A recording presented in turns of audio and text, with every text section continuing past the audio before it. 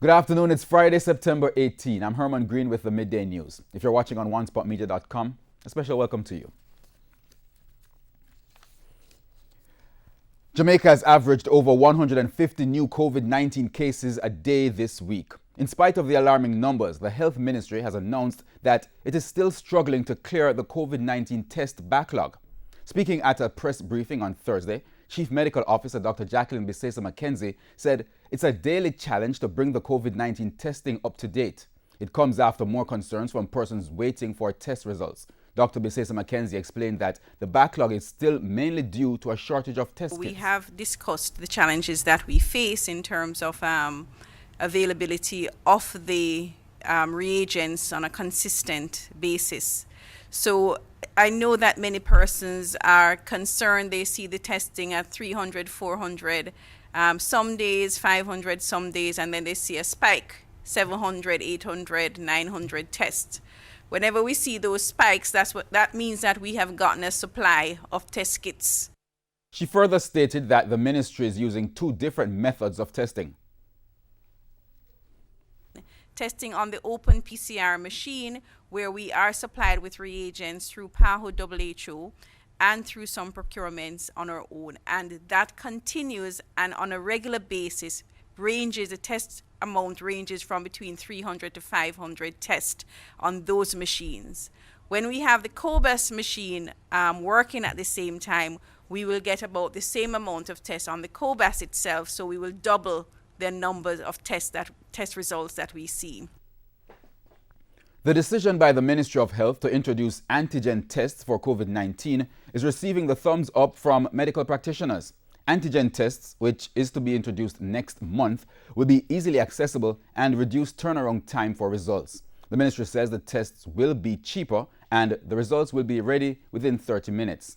Dr. Alfred Dawes, who was speaking today on the morning agenda on Power 106, believes the Health Ministry made the right decision in introducing rapid tests for COVID-19, especially with the upsurge in cases. As a matter of fact, I posit that it is the best way forward that we try to get a less sensitive test that will pick up persons who are capable of transmitting the disease rather than trying to pick up evidence of the disease in the body, whether or not you can transmit.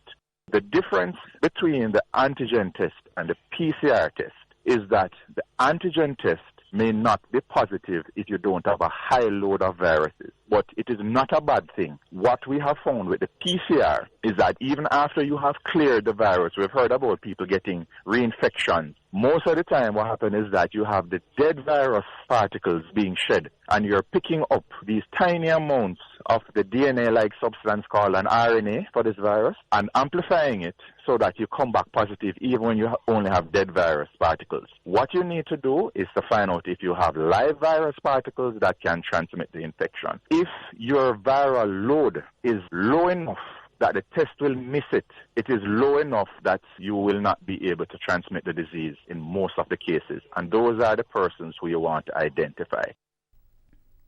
Meanwhile, Health Minister Dr. Christopher Tufton has responded to concerns about the manner in which COVID-19 updates are published. Since Monday, the ministry has been publishing the COVID-19 data on its website at 10 o'clock each morning. However, there have been calls for the ministry to revert to sending updates on social media. I want persons to also appreciate why we chose to go the other way. I mean, there were some who criticized the uploading from my pages, for example. Others have now said it should continue. So, you get mixed views. He explained that the intention is to focus less on the positive cases, given that the country has entered the community spread phase of the virus. We really are trying to make or minimize the positive cases, but in this phase we're going to get a lot more, and it's important that Jamaicans understand that because it's everywhere, and we have to go through that phase. And we did say over the next 2 to 3 months we're going to see that. If we focus solely on that or primarily on that, we run the risks of not focusing on the measures that are important, the individual responsibility that is critical to living with COVID and overcoming COVID. And an additional 4 persons died from COVID-19 in Jamaica within the last 24 hours. The Ministry of Health says one of them was from a previous case that was under investigation. The deaths include an 80-year-old man and an 81-year-old woman from Kingston and St. Andrew, an 83-year-old woman from St. Mary, and a 67-year-old woman from Clarendon. 2 other deaths are under investigation. Meanwhile, 197 persons tested positive for the coronavirus. This has increased the country's case count to 4,571. The only parish with no new case is St. Mary. Kingston and St. Andrew had the highest number of cases with 102, followed by St. Catherine, which had 35. In other news now, one of Clarendon's busiest commercial centers is believed to be the center of a mushrooming car-stealing enterprise. The police are, however, promising to stamp out the activity as they attempt to preserve the gains made against criminals in Clarendon this year. More in this report from Dwayne Anderson. Bargain Village in Maypen is one of the hubs for commercial activities in Clarendon's parish capital. But the commercial district is now the subject of increased police attention after criminals stole 2 cars in the broad daylight. The cars were stolen on separate days over the last week. Motorists are therefore being urged to be vigilant when using the area. Bargain Village is having some challenges. We're having a number of reports of motor vehicles taken away from that area and attempted break-ins and break-ins down that area.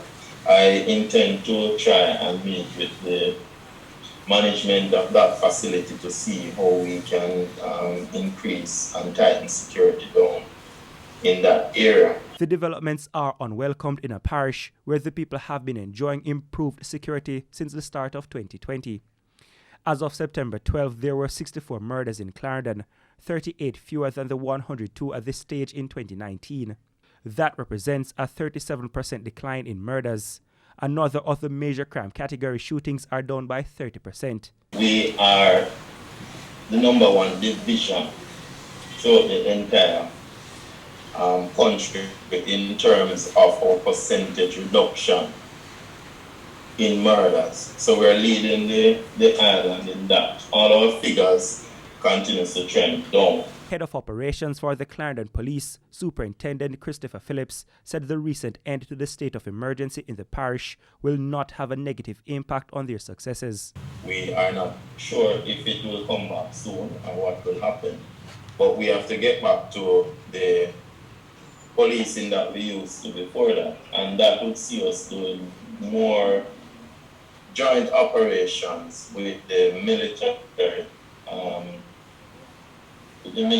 team. Dwayne Anderson, TVJ News. 2 men suspected of stealing a motor car from Runaway Bay in St. Anne were shot and injured during a shootout with police officers in Monique early this morning. The cops say a team was responding to a call alerting them to a stolen Toyota Corolla motor car with 2 men aboard. It's understood that the men were heading to the Unity Valley Toll Plaza when they were intercepted by the Monique police. A shootout reportedly ensued between the men in the stolen vehicle and the police officers. When the trade of bullets subsided, the 2 men were seen suffering from gunshot wounds. They were taken to hospital. It's further understood that a Toyota Probox, which was heading towards Monique from Uriton, collided with a stolen Toyota Corolla. Now, the driver of that car is in hospital in serious condition. A motorbike crash in St. Elizabeth has claimed the life of a man. The dead man has been identified as 23-year-old Andre Carnegie, a farmer from Fraser District in the parish. It's reported that Mr. Carnegie was driving his motorbike along the Happy Grove Main Road when the crash occurred. He received head injuries and was taken to hospital where he was pronounced dead. The number of road fatalities in St. Elizabeth now stands at 23. And we now take a break here on the Midday News, but please stay with us. More news when we return.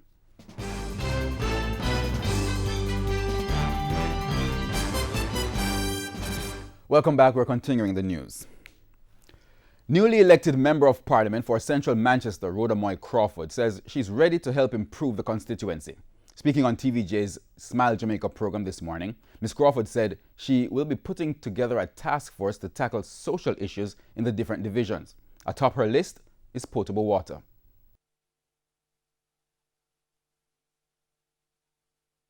I'm currently working on my first 100-day plan with my campaign director, Miss Rihanna Wright. Of course, water is a top priority. We're planning on putting a task force in place to look at what the real problem is and then to look at the recommendations coming out of that. And we want to quickly move into the access to education and training through the Heart NSTA Trust. After the September 3 general election, Ms. Crawford defeated the PNP's Peter Bunting's 897 to 7,112 votes. A magisterial recount was later filed by independent candidate Rowan Chung, who got 67 votes. The recount was completed on Monday and saw Ms. Crawford with 8,139, Mr. Bunting having 6,989, and Mr. Chung having 48 votes. To a TVJ News follow-up now. Help has started to pour in for the victims of a fire which destroyed their home in Hatfield, Manchester on Tuesday. Yesterday, we aired a story of 7 persons, including 3 children, who were left homeless following the tragedy. The cause of the fire is still not known. But one of the victims, a single mother of 3, received a donation and some food supplies to help her in the short term. The other victims, who also lost everything, were promised assistance. Caretaker for Manchester Northwest, Damian Young, says he'll be in touch with Food for the Poor in an effort to secure a house for the fire victims.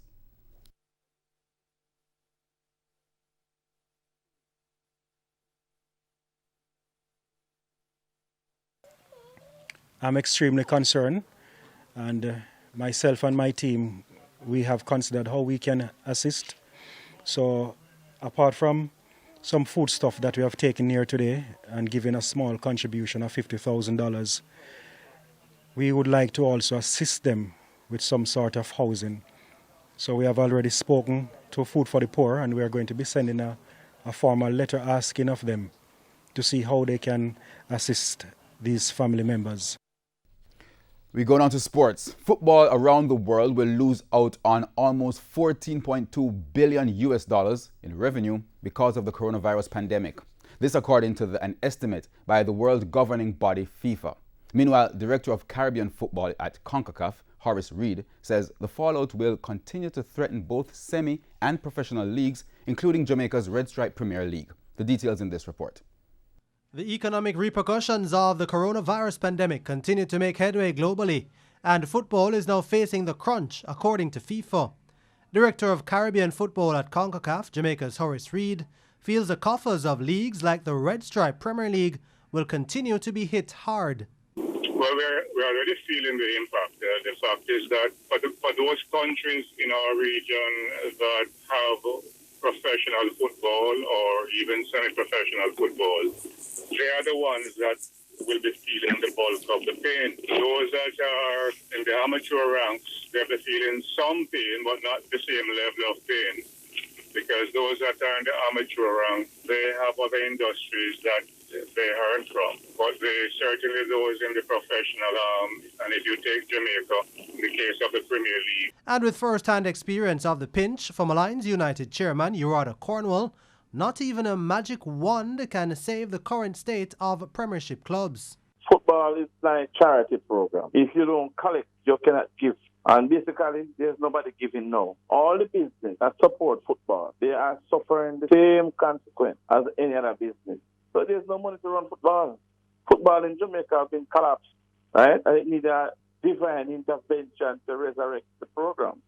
Cornwall added that players have found alternative ways to survive. The players, there are few players, the players are suffering more.